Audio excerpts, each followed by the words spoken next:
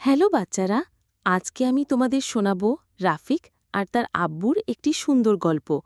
এই গল্প থেকে আমরা শিখব চেষ্টা আর ধৈর্যের গুরুত্ব। এক সন্ধ্যায় রাফিক নিজের ঘরে বসে হোমওয়ার্ক করছিল।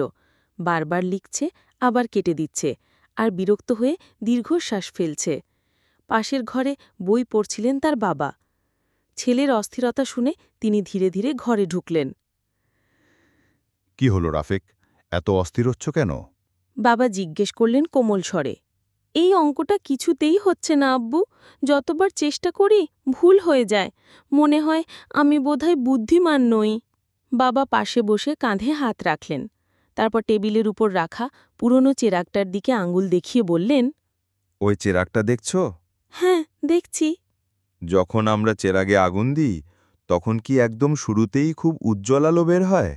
না, প্রথমে আলো ছোট হয়, কাঁপতে থাকে, তারপর আস্তে আস্তে উজ্জ্বল হয়।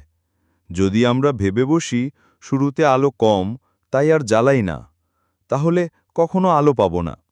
কিন্তু ধৈর্য ধরলে সেটাই আমাদের অন্ধকারে পথ দেখায়। রাফিক চুপচাপ চেরাগটার দিকে তাকিয়ে রইল। বাবা মৃদু হেসে বললেন, শেখাও ঠিক এমনই, ভুল করলে ভয় পেতে নেই। প্রতিটি ভুল আসলে আলো জ্বলার আগের টিমটিমে মুহূর্ত। ধৈর্য আর চেষ্টায় একদিন সেই আলোই তোমার পথ দেখাবে। প্রাণ ভরে বাবার কথা শুনে রাফিক আবার অঙ্কটা করতে শুরু করল। কয়েকবার চেষ্টা করার পর অবশেষে সে সঠিকভাবে সমাধান করতে পারল। আনন্দে তার মুখ উজ্জ্বল হয়ে উঠল। বাবা হাসি মুখে বললেন, দেখলে তো, তুমি আসলেই অনেক উজ্জ্বল। সেই রাতে ঘুমানোর আগে রাফিক মনে মনে বলল, ভুলকে আর ভয় পাব না, আমার চেরাগ আমি জ্বালাব।